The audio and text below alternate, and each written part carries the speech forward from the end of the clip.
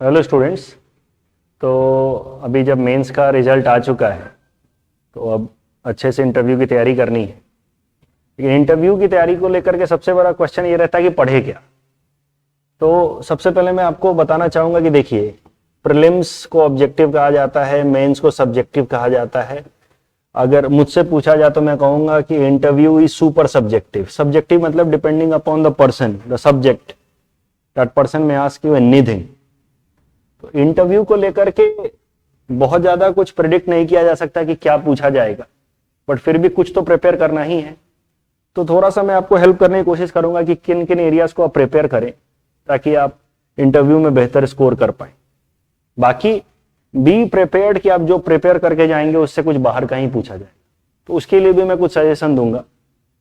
लेकिन पिछले साल अगर जो कॉमन एरियाज पे सवाल पूछे गए हैं वो थे 5। स्टूडेंट से बातचीत करके हमें पता चला सबसे पहला जो एरिया था वो था ऑप्शनल। दूसरा फिर करंट अफेयर्स से चीजें आई थी, बट करंट अफेयर्स भी वैसे नहीं जैसे हम लोग प्रीलिम्स या मेंस के लिए पढ़ते हैं। यहां पे थोड़ा ओपिनियन बेस्ड चीजें रहेंगी, ठीक है। फिर तीसरा आपका जो एजुकेशन बैकग्राउंड है, आपने किस सब्जेक्ट में ग्रेजुएशन किया है अगर पोस्ट ग्रेजुएशन कर रहे हैं तो। चौथा आपका नेटिव प्लेस, जहां से भी आप आते हैं उसके बारे में। और 5वां हॉबी। अगर कॉमन एरिया देखा जाए तो ये 5 थे, उसके अलावा बहुत सारे इधर उधर के रैंडम क्वेश्चंस भी थे। अब ऑप्शनल इस बार है नहीं, इसकी बातचीत करेंगे नहीं। करंट अफेयर्स कैसे प्रिपेयर किया जाए। देखिए, करंट अफेयर्स जैसे प्रीलिम्स या मेंस की हमने तैयारी की थी वैसे नहीं करना है कि 1 साल पुराना पूरा करंट अफेयर्स पढ़ना शुरू कर दिया। करंट अफेयर्स के लिए आप लोग आज से न्यूज़पेपर पढ़ना शुरू कर दो, पूरा line by line, cover to cover. Newspaper में आप मुझसे पूछे तो आसान ट्रिब्यून आप पढ़ना शुरू कर दीजिए। मैं न्यूज़पेपर एनालिसिस करता हूं, उम्मीद कर रहा हूं वो आप देखते होंगे, वो देखते रहिए। लेकिन न्यूज़पेपर एनालिसिस जो है वो प्रीलिम्स और मेंस पर्सपेक्टिव से होता है। जो इंपॉर्टेंट एरियाज होते हैं, क्या पॉइंट्स बन सकते हैं, वो सब रहता है। लेकिन वो लोग क्या कर रहे होंगे, इट्स अ गेस। वो खुद अखबार पढ़ के आएंगे, न्यूज चैनल देखते होंगे, जो इंटरव्यू बोर्ड के मेंबर्स हैं, वही उनके दिमाग में चलेगा, वही सब पूछ लेंगे। जैसे आज के डेट में, आज जब मैं अखबार पढ़ के आया, मुझे कुछ प्रश्न पूछना होगा आपसे, मैं इंटरव्यू बोर्ड का मेंबर हूं, तो मैं आपसे पूछना शुरू कर दूंगा कि लोकसभा एथिक्स कमेटी क्या काम करती है। महुआ मित्रा वाला जो पूरा केस है, ठीक है, bribe for asking question, 70 hours per week काम करना कितना सेंसिबल है, नारायण मूर्ति जी का ये सजेशन कितना आपको मीनिंगफुल लगता है। 10 दिन बाद नई कहानियां होंगी। 10 दिन बाद तक इंडिया वर्ल्ड कप जीत चुका होगा या हार चुका होगा। हो सकता है क्रिकेट पे 2-4 दिन सवाल पूछे। अभी महीने भर इंटरव्यू चलने वाला है, तो हर कुछ दिनों पे कुछ कुछ नई नई कहानियां आती जाएंगी। तो आप क्या कीजिए, अखबार पढ़ते रहिए जब तक आपका इंटरव्यू नहीं होता है, न्यूज़पेपर एनालिसिस सुनते रहिए, प्लस थोड़ा सा जो पॉपुलर न्यूज चैनल है उनको भी देखते रहिए कि वहां दिन भर क्या बहस चल रही है, वही उनके दिमाग में चलेगा। इजराइल पैलेस्तीन वगैरह तो ये तो एवरग्रीन अभी है ही। एजुकेशन बैकग्राउंड, मुझे लगता है इसमें प्रश्न पूछेंगे वो लोग कि इसका क्या रिलेवेंस है आपकी जिंदगी में। इसका रिलेवेंस आज ए सिविल सर्वेंट क्या है। जैसे मान लीजिए कि आपका केमिस्ट्री में आपका ग्रेजुएशन है, तो पूछें केमिस्ट्री पढ़ के क्या फायदा मिला तुम्हारी जिंदगी में। ऐसा लास्ट ईयर सवाल पूछे गए। आज a chemistry graduate, how would you be able to serve as an administrator. वो केमिस्ट्री का क्या रोल रहेगा। Computer science similarly. तो थोड़ा सा उस पर प्रिपेयर करना है। जहां फंबल करेंगे वो वहां पे तो हम लोग हेल्प करेंगे ही। फिर उसके अलावा एजुकेशन बैकग्राउंड में उसको थोड़ा करंट से जोड़ करके देखिए। सिविल इंजीनियर हैं आप, मान लीजिए ये ब्रिजेज इतने सारे बनाए जा रहे हैं, इसमें क्या चेंजेज आए हैं over a period of time technology में। कंप्यूटर इंजीनियर हैं तो एआई का क्या, हाल फिलहाल में एआई का एक ग्लोबल समिट हुआ है, वहां क्या चीजें हुई हैं, ठीक है। तो इस तरीके से इसको प्रिपेयर कीजिए। Native place, again don't be very bookish. दिक्कत क्या होती है, आप लोग गलती क्या करते हैं, हमने बोल दिया इसको प्रिपेयर करो, आप जैसे पीटी और मेंस में पढ़ते हो ना, वैसे ही जाके बुक उठा लिया, पढ़ना शुरू कर दी। आप बुकिश मत बनिए। उनको आपको दिखाना है कि आपको चीजों की समझ है, आप चीजों को ऑब्जर्व करते हैं। ऐसा सवाल पूछ रहे, जैसे मृदुल सर ने अभी बताया, एक बच्चे का ऐसे मॉक इंटरव्यू ले रहे थे कि अच्छा कोकराझार में उस जगह पे गए हो तुम, मैं चूंकि गया नहीं हूं, Mridul sir will be able to give that example in more appropriate manner. तो वहां पे जिनकी मूर्ति लगी है, उस मूर्ति का इनॉग्रेशन किसने किया है, कब हुआ है, ये बुक की सवाल नहीं है। ये only that person who has lived in that area in mental sense, ये नहीं कि खाली घूम के आ गया। तो आपका नेटिव प्लेस को सच में घूम करके आइए। मैं तो सजेस्ट करूंगा कि दिवाली के टाइम में 1-2 दिन जाके घूम के आइए, और सबको बताइए मत कि मेरा इंटरव्यू है इसलिए मैं घूम रहा हूं, ऐसे मत कीजिए। ऑब्जर्व कीजिए चीजों को थोड़ा सा। आजकल ऑनलाइन ब्लॉग वगैरह भी बहुत मिल जाता है, वो सब भी देखिए, उससे भी कुछ इंफॉर्मेशन मिलेगा। लेकिन ये नहीं कि इसकी जनसंख्या इतनी है, इसका एरिया इतना स्क्वायर किलोमीटर है, मीनिंगलेस, ये डेटा नहीं रटना, राइट। अगर आप मान लीजिए आए हैं टाइम स्क्वायर सेंटर पे, तो यही पूछेगा ना कि अच्छा टाइम स्क्वायर सेंटर पे क्या है, नीचे में क्या है। ये नहीं कि उसकी हाइट कितनी मीटर है, विड्थ कितना है, that would be way too technical. But when you start reading books it gets technical, avoid that. Hobby में भी अगेन वही है कि इसका क्या रोल है आपकी जिंदगी में, ठीक है, और इसका क्या रोल रहेगा as a civil servant when you are serving. ये 4 एरियाज हैं, ऑप्शनल हमने अवॉइड कर दिया। एक जो हमारा एक्सपीरियंस रहा है, जो अभी बाकी इंटरव्यू चले हैं, वहां पे बच्चों से बात करके पता चली है, स्टूडेंट से बात करके, कि एथिक्स के भी सवाल पूछे उन्होंने। Morality, how is it different from values, ऐसे सवाल भी कुछ पूछे हैं। तो एक बार नोट्स पलट लेना एथिक्स वाले, बेसिक कॉन्सेप्ट्स, अकाउंटेबिलिटी क्या होता है, रिस्पॉन्सिबिलिटी क्या होता है, उनका अंतर देख लेना। ये एरियाज प्रिपेयर कीजिए, और प्रिपरेशन करेंगे तभी मॉक इंटरव्यू देने का कोई मतलब है। मॉक इंटरव्यू देंगे तो आपको पता चल जाएगा, जो मैं बात कह रहा था कि प्रिपरेशन करके बहुत ज्यादा फायदा नहीं है। वहां पे जो गैप्स दिखेंगे उस पर फिर काम कीजिए, फिर नेक्स्ट मॉक दीजिए। तो यहां पे 7-8 बोर्ड हम लोग बिठाएंगे, ठीक है। पहला मॉक आप 2-3 दिनों में दे दीजिए, मैं आपको रिक्वेस्ट करता हूं। और उसके बाद जो गलतियां दिखें उस पर 7 दिन काम कीजिए, और फिर किसी दूसरे बोर्ड के सामने दूसरा मॉक इंटरव्यू दीजिए। फिर जो गलती दिखे तीसरा मॉक इंटरव्यू दीजिए, ऐसे दीजिए। कामनेस बनाए रखना as per my understanding is most important. तो कामनेस हो सकता है अलग अलग लोग अलग अलग ओपिनियन दे। एथिक्स क्लास में जैसा मैं कहता रहता था हमेशा कि our mind is like water, if you allow it to remain still you will be able to see through it very clearly. दिक्कत क्या है कि हम लोग वहां पे जब टर्बुलेंट मोड में रहते हैं तो दिमाग में इतनी चीजें चलती रहती हैं कि नॉर्मल बातें भी याद नहीं आएंगी। तो थोड़ा सा ब्रीदिंग एक्सरसाइज कीजिए। मेरी समझ से कामनेस की एक्टिंग करना और कामनेस सच में होना, दोनों में थोड़ा अंतर है। 15 दिन है हमारे पास, 10-15 मिनट ब्रीदिंग एक्सरसाइज कीजिए, कामनेस आएगा, दिमाग शांत रहेगा। वो प्रश्न पूछे, क्विज शो नहीं चल रहा है कि बोलते के साथ जवाब देना है। थोड़ा सा पॉज कीजिए, फिर जवाब दीजिए, अच्छा लगेगा जवाब सुन करके भी। और पहले बार गलती होगी, फिर अगले बार उसको ठीक कर लीजिएगा मॉक में। बाकी ये सब चीजों को कहां कहां से कैसे कैसे प्रिपेयर करना है, उसके लिए ऑलरेडी काफी सारा कंटेंट हमने डेवलप किया हुआ है। मृदुल सर उसके बारे में आपको बता देंगे कि कहां पे वो सारे कंटेंट आपको मिलेंगे। Sir thank you everyone.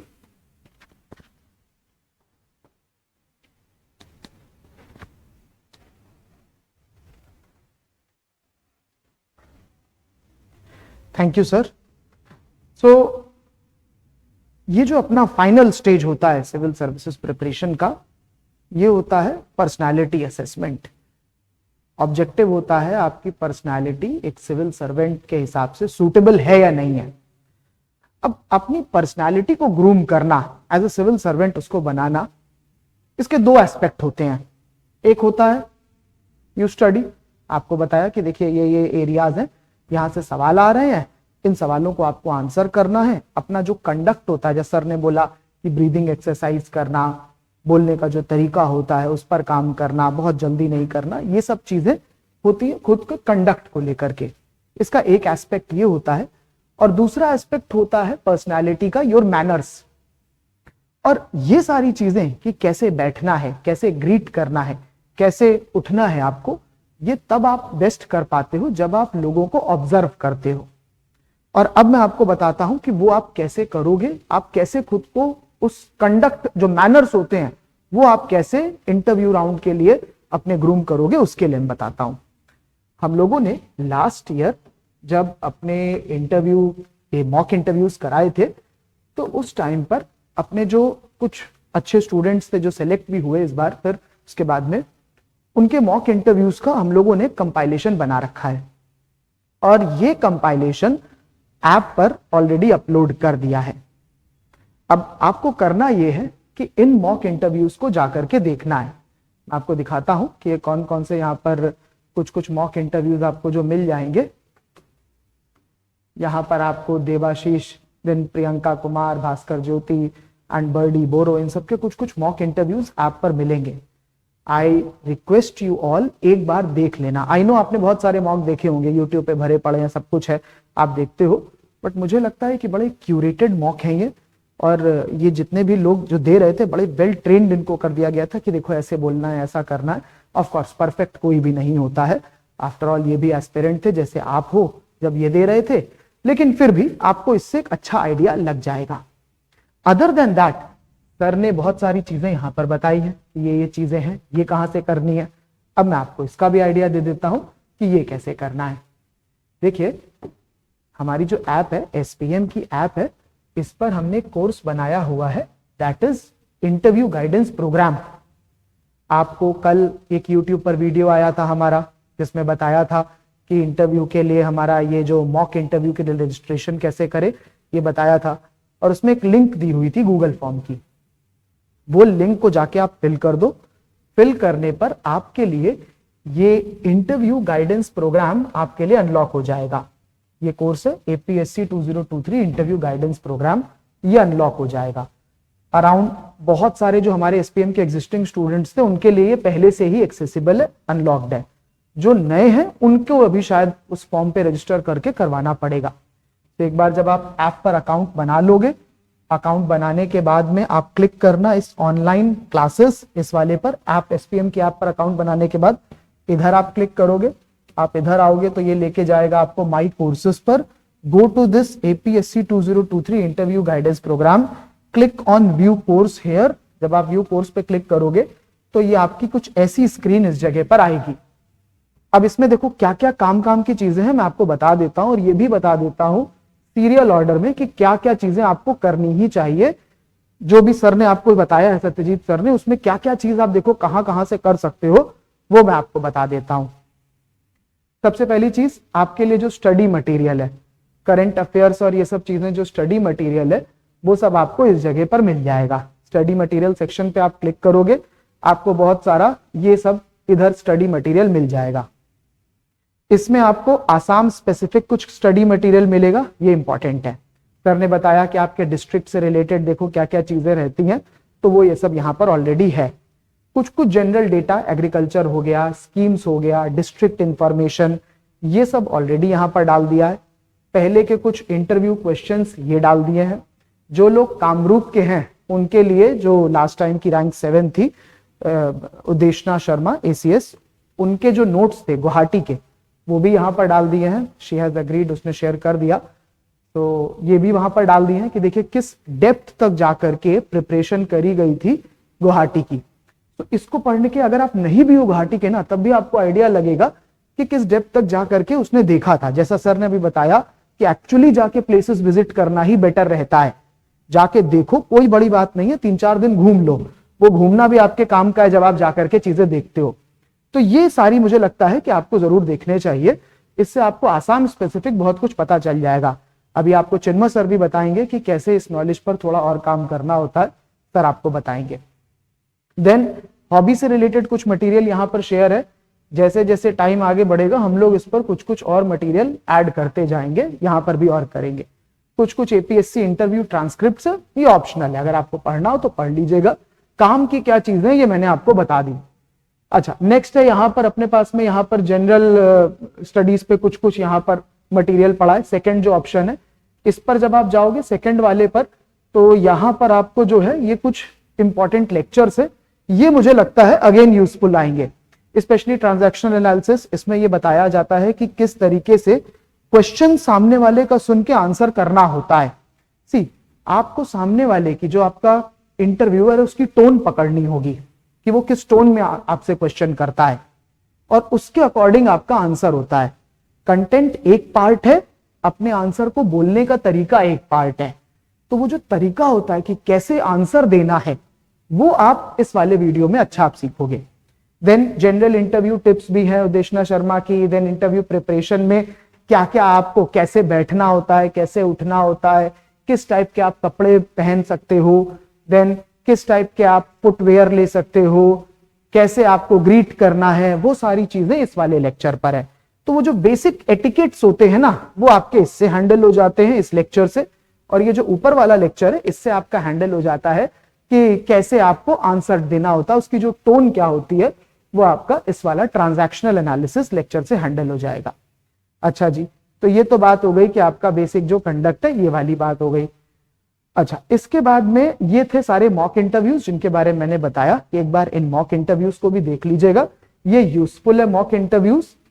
And then yes, last section है टॉपर स्टॉक का। तो जब आप अपनी होम स्क्रीन पर वापस आओगे तो यहां पर एक और सेक्शन है टॉपर स्टॉक, और ये मुझे लगता है काफी इंटरेस्टिंग है टॉपर स्टॉक ये वाला। इसमें क्या था कि मैंने लास्ट ईयर के जो सिलेक्टेड एसीएस है उनसे 1-on-1 बात करी है और उनसे उनका इंटरव्यू एक्सपीरियंस पूछा। कुछ कुछ ट्रिकी क्वेश्चन जिसके आंसर सर्टेन नहीं होते कि ये कैसे दिए जाए, मैंने उनसे भी पूछा कि भाई आपने क्या इसका आंसर दिया, या आपको क्या पता है लोगों ने क्या आंसर दिया, और इसका उन्होंने बड़े अपने यूनिक आंसर्स प्रेजेंट करे। मुझे लगता है हर किसी को ये टॉपर स्टॉक देखना चाहिए, बिकॉज इसमें इतना ब्रॉड पर्सपेक्टिव मिलता है और समझ में आता है कि किस तरीके से आप अपना आंसर बोलते हो वो ज्यादा इंपॉर्टेंट है रादर देन क्या बोलते हो।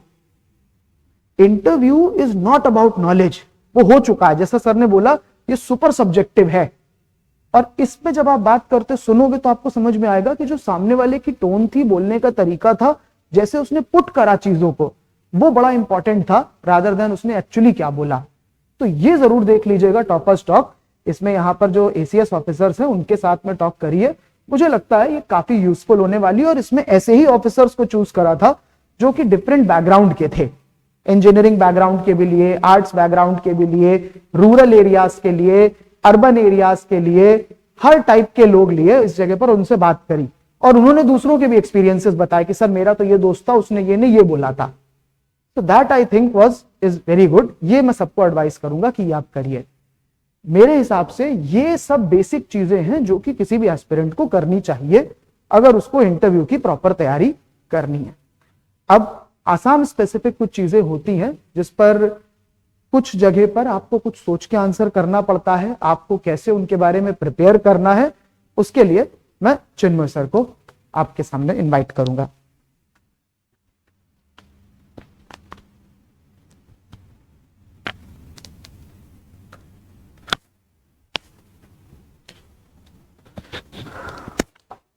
Hello everyone. More or less, Satyajit sir আৰু মৃদুল sir গুটেখিনি ক'লে already, আৰু মোৰ বহুত বেছি ইয়াতে আৰু এড কৰিবলগীয়া নাই। গুটেই বাকি সাবজেক্টখিনি আমি যেনেকৈ পঢ়ো, অসম স্পেচিফিকখিনিও আমি তেনেকৈ মেইনলি চাব লাগিব। খালি অসমৰ কাৰেণ্ট এফেয়াৰ্ছটো ইম্পৰ্টেণ্ট হয়। আমি সত্যজিৎ ছাৰে অলৰেডি ক'লে যে আসাম ট্ৰিবিউনখন আমি ফ'ল' কৰাটো দৰকাৰ, কিন্তু অসমৰ কালচাৰ বা অসমৰ হিষ্ট্ৰীৰ ওপৰতো কুৱেশ্যন সচৰাচৰ সোধা দেখা যায়। তিনিটা এৰিয়া অসমৰ মই কম যে ইম্পৰ্টেণ্ট হয়, চাই লোৱাটো দৰকাৰ।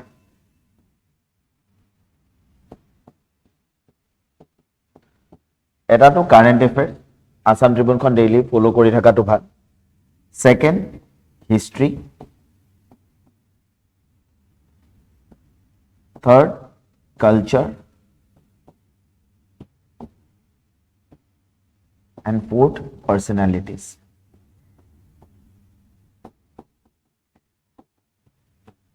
এতিয়া কারেন্ট এফেয়ার্সৰ কাৰণে আসাম ট্ৰিবিউনখন ফলো কৰি থাকিলেও হ'ব। আসাম ট্ৰিবিউনখনত আসাম ৰিলেটেড যোনবিলাক টপিক আছে সেইখিনি আজিৰ পৰা যদি কোনোবাই আৰম্ভ কৰে তেনেহ'লে সেই নিউজখিনিৰ ওপৰতে কুৱেশ্যন অহাৰ চান্সেছ বেছি থাকে। হিষ্ট্ৰীৰ ক্ষেত্ৰত প্ৰিলিমছ বা মেইনছৰ কাৰণে আমি যেতিয়াকৈ বহুত ডেপথত গৈ পেলাই পঢ়িছিলোঁ তেনেকৈ পঢ়িব নালাগে। যোনখিনি আমি প্ৰিলিমছ মেইনছত পঢ়িছিলোঁ, মই ভাবোঁ যে চবেই আসাম হিষ্ট্ৰী পঢ়িছে, মনত আছে, তথাপি এবাৰ ওপৰে ওপৰে মেইন ইভেণ্টখিনি তেওঁলোকে যাতে মনত কৰি লয়। এতিয়া লাচিত বৰফুকনৰ ওপৰত যদি সোধা যায় তেতিয়া চবেই লাচিত বৰফুকনৰ বিষয়ে পঢ়িছে এতিয়া লাচিত বৰফুকনৰ বিষয়ে সুধিলে সেই বস্তুখিনিকে মেইন যোনখিনি বস্তু আছে সেইখিনি যাতে ভুল নহয় বহুত ডেপথত গৈ পেলাই একদম ক্ৰিটিকেল প্ৰশ্ন যদি কোনোবাই সোধে তেনেহলে সেইটো ভুল হোৱাটো ডাঙৰ কথা নহয় কিন্তু এতিয়া একদম বেসিক বস্তুখিনিত যাতে ভুল নহয় সেই হিচাপে হিষ্ট্ৰীটো এবাৰ পঢ়ি ল'ব লাগে কাৰণ আসাম হিষ্ট্ৰীৰ বেসিক বস্তুখিনি যিমান পেনেলিষ্ট থাকিব সবেই জানিবই সেইখিনি গতিকে সেইখিনি ভুল হলে ইমপ্ৰেশনটো অলপমান বেয়া হৈ যোৱাৰ চান্স থাকে গতিকে you have to make sure যাতে বেসিক বস্তুখিনিত কোনো ভুল নহয় ঠিক আছে এতিয়া ফৰ এক্সাম্পল সুকাফা ক'ৰ পৰা আহিছিল বুলি ক'লে তেনেকুৱা ধৰণৰ প্ৰশ্ন যাতে ভুল নহয় গতিকে হিষ্ট্ৰীৰ সেই মেইন বস্তুবিলাক চাই লোৱাটো দৰকাৰ এতিয়া কালচাৰ আৰু পাৰ্সোনালিটিজ এই দুটা ভাষ্ট এৰিয়া কোৱাটো সহজ যে কালচাৰ আৰু পাৰ্সোনালিটিজ পঢ়ি ল'লে হ'ল কিন্তু ইয়াৰ কোনো লিমিট নাই চাব গ'লে কালচাৰ বুলি ক'লে কালচাৰ মানে সবেই আহি যায়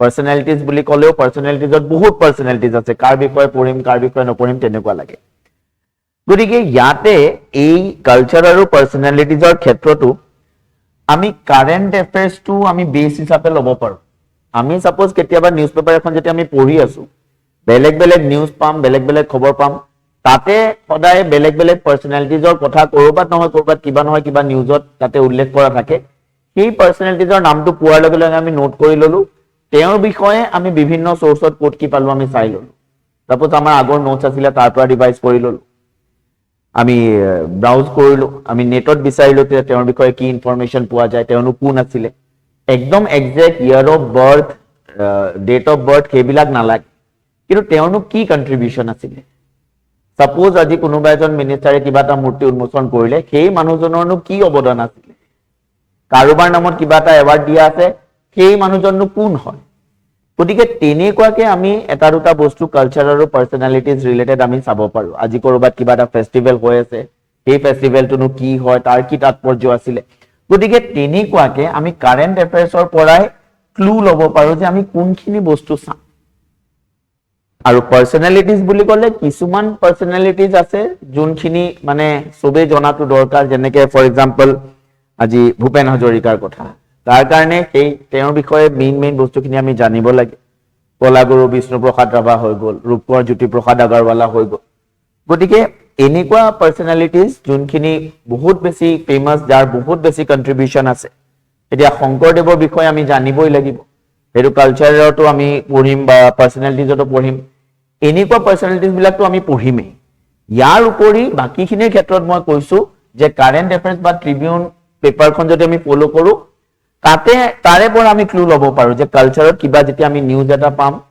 আমি কোনোবা এটা ফেষ্টিভেল হওক বা কোনোবা এটা ট্ৰাইবৰ বিষয়ে হওক কোনোবা পাৰ্সোনালিটিজৰ বিষয়ে হওক যেতিয়া পাম সেই নামটো আমি নোট কৰি থম আৰু তাৰ পৰা আমি তাৰ বিষয়ে আৰু কিছুমান এডিশনাল ইনফৰমেশন ল'বলৈ চেষ্টা কৰিম ঠিক আছে আৰু বাকি অসমৰো বাকি যোনবিলাক কোৱেশ্চন থাকে সেইখিনি কাৰেণ্ট এফেয়াৰ্স ৰিলেটেডে হয় মানে অসমত বৰ্তমান কি ইস্যুজ আছে তাৰ কেনেকুৱাকে সমাধান কৰিব পৰা যাব গতিকে তেনেকুৱা কোৱেশ্চনে সোধা যায় সেইখিনিৰ কাৰণে অলৰেডি বাকি সাবজেক্ট হেতু নেশনেল হওক বা অসম স্পেসিফিক হওক কাৰেণ্ট এফেয়াৰ্স পঢ়া যোনটো আছে এটো একেই হ'ব তাৰ কাৰণে কোনো বেলেগ হেৰি নাই কিন্তু অসমৰ মই ষ্টেটিক পাৰ্টৰ যদি কওঁ তেনেহলে হিষ্ট্ৰী কালচাৰ আৰু পাৰ্সোনালিটিজ এই তিনটা এৰিয়া আটাইতকৈ বেছি গুৰুত্বপূৰ্ণ আৰু এই তিনটাৰ কাৰণে আমি তেনেকে মানে পঢ়িব লাগিব যোনটো মই ক'লো I hope this is clear okay তো এইখিনি আছিলে আর নাথিং মাচ টু সে বেছি চিন্তা বা বহুত বেছি প্যানিক কৰিব নালাগে ঠিক আছে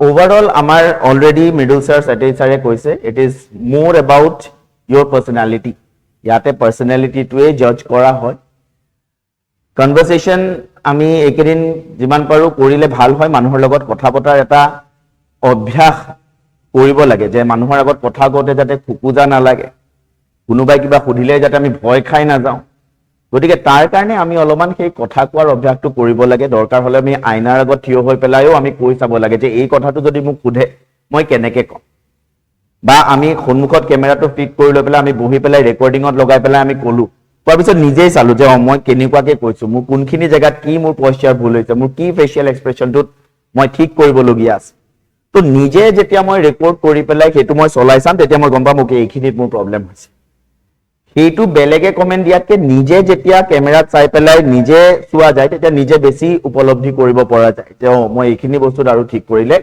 ভাল হ'ব গতিকে মই ভাবো যে সেইটো এটা ইফেক্টিভ ৱে হ'ব পাৰে নিজকে ইমপ্ৰুভ কৰা কেমেৰাৰ আগত বহি ৰেকৰ্ড কৰি মই এটা টপিকৰ ওপৰত ক'লো কওঁতে মোৰ ক'ত খুকুজা লাগিছে ক'ত মোৰ ফেচিয়েল এক্সপ্ৰেছনটো ঠিক হোৱা নাই বা বেয়া লাগিছে সেই বস্তুখিনিৰ ওপৰত মই নিজে কাম কৰিব পাৰোঁ তো I think that is all ঠিক আছে বাকি আৰু কিবা থাকিলে আমি আছোৱেই আমাক কন্টেক্ট কৰিলে আমি নিশ্চয় সহায় কৰিম মক ইণ্টাৰভিউৰ সময়ত আশা কৰোঁ সকলোকে লগ পাম আমি ইয়াতে and that is all I think sir wish you all the very best thank you